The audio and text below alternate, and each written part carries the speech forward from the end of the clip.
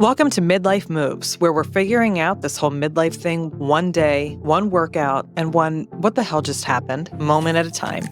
I'm Heather, and if you're navigating career shifts, fitness goals, parenting teenagers, or just wondering when the hell we became the grown-ups, you're in the right place. Let's talk about the real stuff, no filters, just honest conversations and a little bit of chaos. Let's get into it. Hi. I'm Heather Francis, and welcome back to another episode of Midlife Moves. I had an outline for this intro, and honestly, I've recorded, I think this is take 7, but all of them sounded a little too AI-y. We're just going to talk. We're just going to go through this. Today, in a little bit, you're going to hear a conversation with Kristin Contino. Kristin is a royal correspondent and entertainment journalist for Marie Claire. She has also worked for Page Six. She also happens to be my friend and neighbor. Oh, she's also an author. She's written 2 books, written and published 2 books. She's very, very cool. She's very smart. And you know how I feel about smart women. What we talked about wasn't just her job, even though her job is very cool. We talk about what it looks like to step back into ambition in your 40s. Kristin stepped away to raise her son. My story is a little bit different. My world got smaller for a while because of circumstances I didn't choose. But the through line is the same.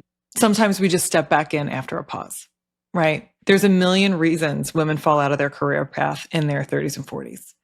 It could be family, health, burnout, survival. And then one day that ambition returns, or there's space for it again, or it shifts or redefines itself.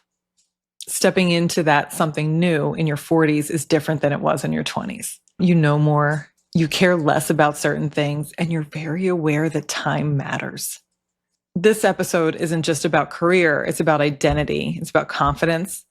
It's about walking into rooms and saying, I might be new here, but I also belong. We also talk a lot about imposter syndrome, because none of us escape that. Not even women who look like they have it all figured out. And when I tell you that Kristin looks like she has it all figured out, Kristin looks like she has it all figured out. If you've been sitting on an idea, if you've been wondering whether it's too late to pivot, or if you've quietly outgrown the version of yourself that made sense 10 years ago, I think you'll find yourself in this conversation. We laugh. We talk about growth. We talk about what it really feels like to try something new without pretending it's effortless. Let's get into it. Hey, listeners, it's Heather here with a quick message before we get into the rest of the episode. I have been blown away by the level of support from you guys. I love seeing how much the topics resonate with all of you and hearing how the episodes make you feel seen. I genuinely appreciate the outpouring of support from everyone. If you've been enjoying the show, there are a few ways you can continue to support the podcast and the team behind it. If you aren't already, follow us on Instagram at the Midlife Moves Podcast. For more behind-the-scenes info on the show and our guests, check out our website, midlifemoves.co. Reviews go a long way. I'd really appreciate a rating and a review on the podcast platform of your choice.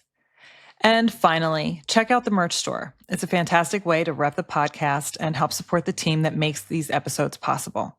We've got some great designs for t-shirts and totes available there. Thank you all again so much, and enjoy the rest of the episode. I'm joined today by Kristin Contino. Hello. Kristin is an author, the senior royal and celebrity editor for Marie Claire, and my neighbor. Hi, Kristin. Hi. Do you want to tell the listeners a little bit more about yourself? Yeah, so like Heather said, I cover the royal family for Marie Claire, and I'm also a women's fiction author, and I have 2 books, The Legacy of Us and A House Full of Windsor. And I read A House Full of Windsor. It's a really good book. Oh, thank you. Yes. Yeah. So we'll have links to all that in the show notes. I thought that it was going to be a lot of fun to talk to you today because as we talked about, you made a significant career shift in your 40s. I did. You are with Marie Claire now, but before this you were with Page Six. And that was a role that you entered when you were 41, right? Mm-hmm.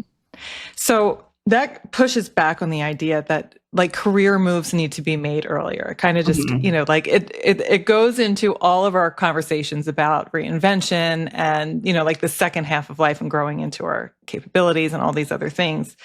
What was happening in your life that made you open to a shift at that point?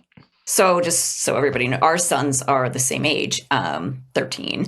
And, at the time, my son was getting a little older and I was home doing freelance work. So I think when I texted you a few weeks ago, I was like, well, it's not like I went from being, a plumber to being a magazine editor, but like it was a shift because I was doing some freelance editing and not, in the fashion area or anything remotely close to what I'm doing now, and doing some freelance writing. But for the most part, I wasn't involved in this kind of world.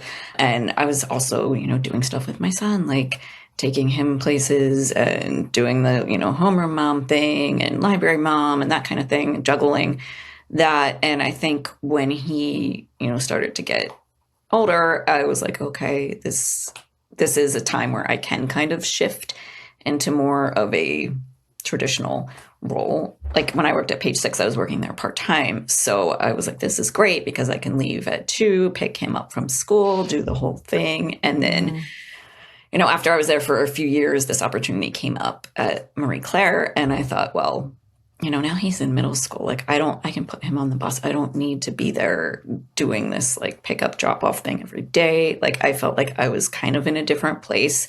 And I realized that also comes from a place of privilege of not having to be in that, full-time 9-to-5 role. But I was really lucky to be able to do that, while he was young, to be home with him, making my own hours, doing all those things, like being able to do, go to the zoo in the middle of the day. And then I would stay up until 10 o'clock at night to get my work done. But, at a certain point when they're in school and you don't have to do that anymore, I think that's where I was like, okay, I can kind of pursue this now. So then, right, because like a lot of the shifts happen when we have time, right? Mm-hmm. Like you kind of look at things and you're like, what's next for me? Yeah. So moving from your freelance work to Page Six, all of that was happening in a very public, fast-paced environment. Well, one, what was that like? Because it's not like you just like went to a regular office. Like you went to Page Six. Yeah. The self-trust that was involved in that. So like the mindset that you had to be in to think like, this is a space that I belong in. Because that's, something that I think that a lot of us struggle in. So can you talk a little bit to that? Well, I would love to say that I went in being like, this is amazing. I belong here. So this is a funny story. I started in February, and that is, award season. The Golden Globes are at the end of January, and then it goes right into like this. Well, they don't have them right now, but SAG Awards, Grammy, all the things are going on at once. And when you write about celebrity fashion, you have to work every award show. So I had been there, I think, 2 weeks, and it was the SAG Awards. It was my first award show. And, you're working until like 11 o'clock at night on a Sunday, covering these. And it's very fast paced. Someone comes on the red carpet. Like you need to get that story written really quickly. Like it needs to be up fast. Like you have to beat the competitors. And I was like, what did I just get myself into? Because I obviously had written for years. I was writing about the royal family for probably 5 years at that point. But it was very much like on my own time frame type thing, except for when Prince Philip died, which, we were trying to get things done really quickly. But unless it's a breaking news situation, like I was very much taking up assignments when I wanted to. So to be in that very deadline oriented, like now environment was a huge change for me. And I would love to say I handled it well.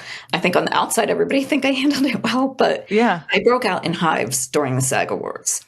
Like I had hives all over my chest. I've never broken out in hives in my life. And I was like, what is going on? Like it was bad. And they didn't go away for like 2 days.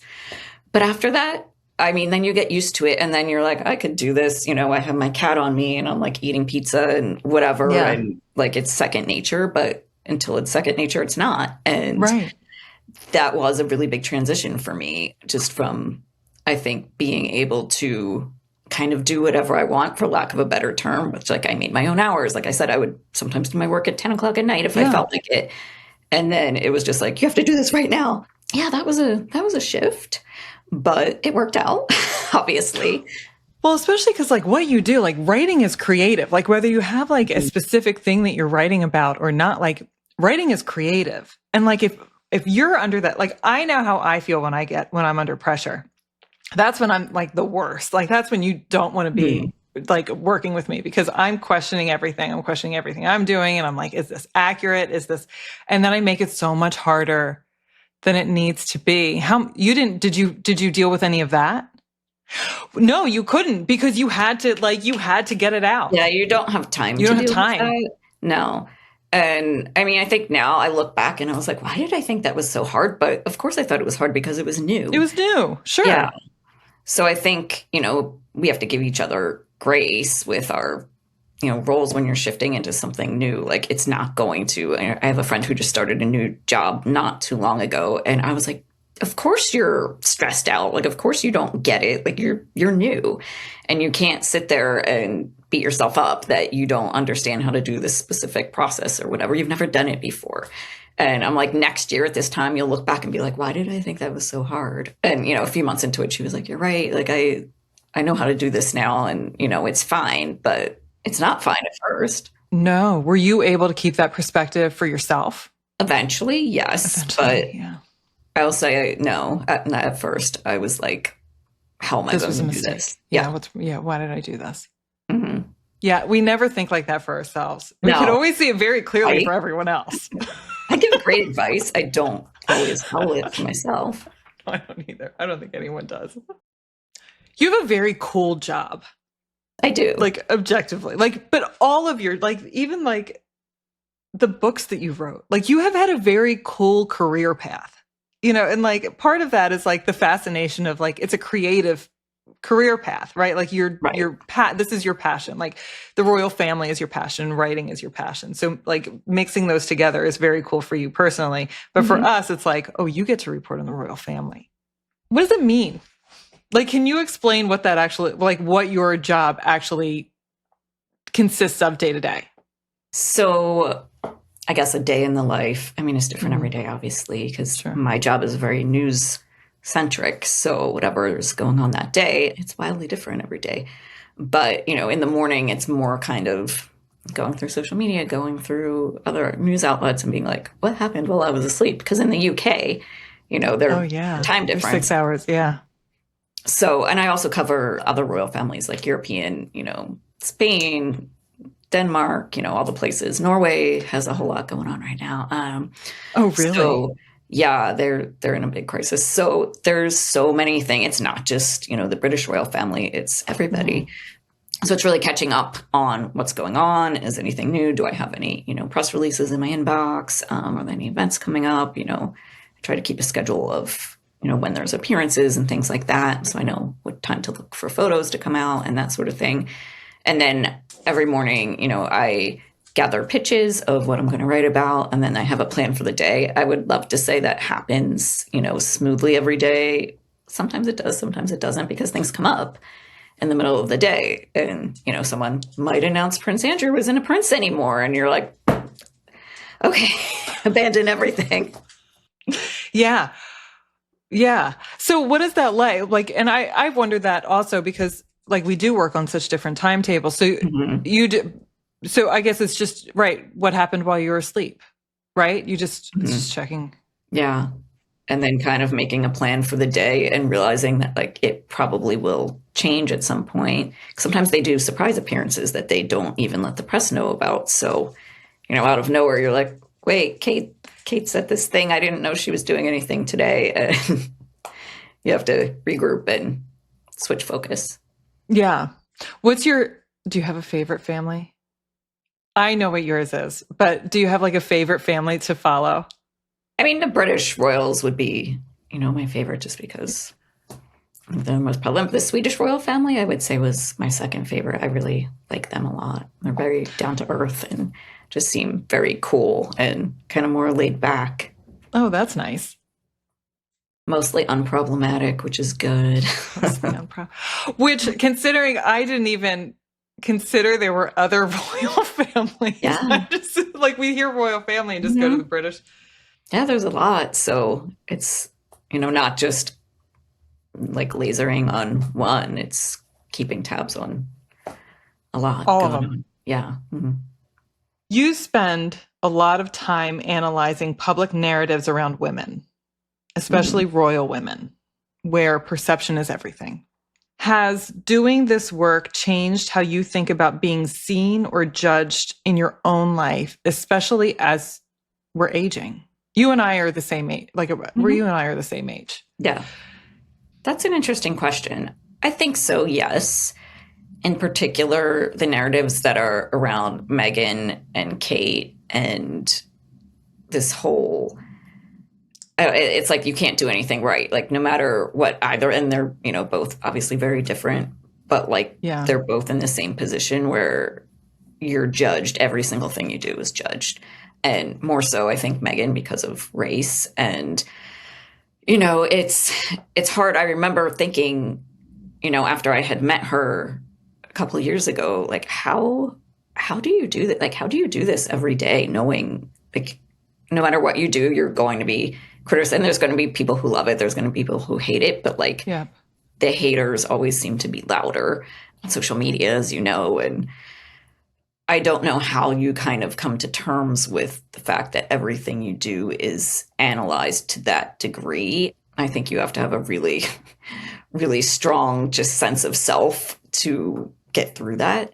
And so, yeah, I think it has in a way changed how I, think about how I'm portrayed too. And I'm not, getting anywhere near messages like, they would, but, I get crazy messages from people like just from, and anyone who can tell you who's a journalist who writes about celebrities or royals.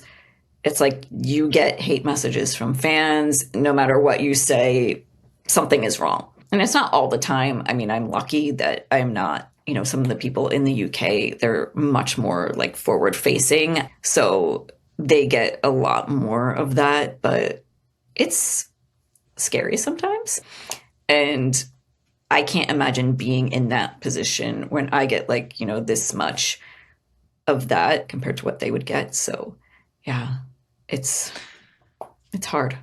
No, but I guess that's right, because even us in like our day-to-day lives, we're going to do things that people are going to agree with or not agree with. And at the end of the day, it's you live one life and you can only do the best for yourself. Exactly. I can't even imagine what those women have to live through. I can't even imagine what their day-to-day is like. Yeah, because No. I know, like, even like on Instagram, like I've gotten some like really mean stuff, but it's not often, and it's not, like even that bad. Right. I can't imagine. But I know what that did, like the first couple times, like that was like devastating. Like I remember calling Michael crying, and he was like, "What is wrong with you? It's Instagram." Like, yeah, but it hurts when you have someone saying something very personal about you. Yeah. And so I can't even imagine the scope of those two. Right. Because it's not like someone's messaging you and saying like, I mean, I actually have had people message me and saying your book sucks or whatever. Really? I liked your book. Thank you. I mean, you get the average, the occasional 1-star review or whatever. And usually that rolls off my back, but I think it's different saying something about like your work versus you as a person. Yeah, I can't. That has to be very challenging. A lot of us in our 40s are outwardly stable, but inwardly restless, which you kind of touched on in the beginning. Yeah. Looking back, what helped you choose expansion over staying safe? So, like, I guess rewinding, when I was in college, I was a journalism major, and that was always what I had wanted to do was, work for a magazine. And how life goes. Sometimes you end up going in a different direction unexpectedly. Like I ended up getting internships that were in PR. So I worked in PR for the beginning of my career. And I found out that wasn't really, I think I knew initially that wasn't exactly what I wanted to do, but I had opportunities that kind of just lined up, and I liked what I did at first. Eventually I realized that the media relations side, and what I think is funny. So a lot of people in journalism and PR kind of like flip-flop industries. Eventually you might go to one or the other back and forth. And it's kind of natural because, I work with PR people all the time as a journalist, and I worked with PR people all the time when I was in PR, or you know what I mean, vice versa. So there's like a lot of switchover, but I think that did prepare me for where I wanted to go, but it wasn't, I was doing what I didn't want to do for quite a while. And I think I eventually was like, okay, I've put this off with maybe the excuse of like, well, I have a young child and, like this is whatever. It was probably honestly just because I saw the opportunity come up that I was like, why not? And I will tell you, I did not think I was going to get my job at all when I interviewed at Page Six, because I was like, why would I get this job? Like, I just didn't think I was. And I think that's probably why I went into the interview. Like, Right. What do I have to lose? Yeah. There's nothing to lose. But I think maybe when I saw that, it was like, okay, why not try? So I don't think I had any big moment of like, I'm going to move towards expansion, but it was like everything kind of lined up. I find I'm able to take the biggest jumps and like the biggest risks when I just kind of can enter that mindset of like, fuck it. What's the worst that can happen? Mm-hmm. You fail, right? Like, and then what? Like what's the worst that happened? You don't get the job, and then what? Like, I mean, obviously there's that's not always a possible mindset. Like sometimes like it, but yes. Yeah. That's where I agree. I think for me, it was just kind of like an impulsive decision that why not? Why not? Yeah. It just felt right. Like there was a nudge. We've talked in past episodes about like listening to that nudge, and you felt that nudge and you followed it, and it led you here. And I think when you're, a little bit older, that you're maybe more willing to do things like that because why not? Why not? Or if you're 25, you might be like, well, I don't have the exact qualifications and, this, that, the other. I don't know. Or at least I think I thought like that back then, where it was like, well, I'm not going to try to do this because I'm not going to get the job. And I'm like, who cares? Right. Why not try? Right. I mean, obviously I did have the qualifications, but in a more, not like as direct of a way, I guess, as a lot of other people might. And, I was freelancing, writing about the royal family, but I wasn't, in a major publication or anything like that. And I think before I would have thought, well, I don't have the exact experience that, might be what gets me this. So I think maybe looking outside of that is important. To be fair, you were never really like low profile. I remember something was going on. And I remember looking out my window because I am nosy and I look out my kitchen window all the time, and like BBC was at your house or something. And they let your cat out. Yes. That's what happened. Oh my God, that's so funny. We were just talking about this last night. So my son and I were looking at some old photos because we're about to adopt 2 kittens. I was just telling Heather about this. And we were looking at some old pictures of our cat.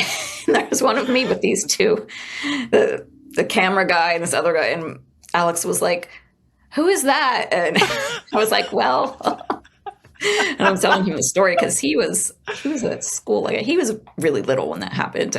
He must have been in preschool, I think. And that was a long time ago. It was in 2018 because it was the lead up to the royal wedding when Harry and Meghan got married. The royal wedding. So I was doing a lot of press at the time because I used to have a blog, which is kind of how I started writing about royals. I had a royal fashion blog.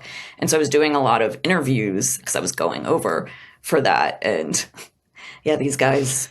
He was meowing at the door, and I guess they were French, and I guess it's more common to have outdoor cats than here. And he meowed at the door, so they just let him out, and I was like, "Oh my God!" And you're like, "No, you haven't met my other neighbor." Yeah, I remember that. So you've never been like low profile. So we talk about like freelancing. You've always been very public.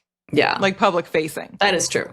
What is that like doing interviews on such a national, like on such a big scale? Like, is that stressful? No. Like public speaking is a different skill set than writing. It is for sure. I think in that sense, I do maybe kind of like you were saying with writing on a deadline that you don't really have time to think about it because you just have to do it. And yeah, I don't know. Yeah, that doesn't bother me strangely. I would say doing them in person is different than on Zoom because a lot of times, when I'm doing interviews like that, it's on Zoom. But the first one I did, the first time I was on the BBC Live was at the royal wedding, and I was wearing my dress inside out. This is a great story. Which I didn't know because I got dressed in the dark at like 1:30 a.m. because that's what time I had to get ready to go. And I just had this navy dress. It actually kind of looks like Kate Middleton's engagement dress, like the wrap dress. And I had a coat on and whatever. And I didn't realize it was inside out. And to be fair, you couldn't tell except for there was a tag, at the bottom. And somebody told me hours later, like, hey, you're my friend. She pointed it out and saw it. And she said, your dress is... And I was like, I just went on the BBC Live with my dress on inside out. And to be fair, they didn't show the bottom, but I thought that they were like really, really nice, like almost too, when someone's so nice that you're like, are they being condescending to me? Yes. And I think they saw that my dress was on inside out. So they were like, this poor girl. And they knew I couldn't do anything about it. Yeah, so, right. Yeah. You never know from the pictures. You know what? It's one of those things that probably no one else would notice, like watching, but and so you're like, oh, well, right. Because you were over there for that. Yeah. Mm-hmm. Yeah. No. I was in Windsor, like, in front of the castle doing this interview with my dress on inside out, but it worked out. It was fine. And one thing, listeners, you should know about Kristin is she dresses like she could be a royal. Oh. Your fashion sense is always impeccable. I remember looking at some of the stuff that you would wear and be like, and then I'd look down at like my sweatsuit and be like, I got to step it up a little bit. Okay.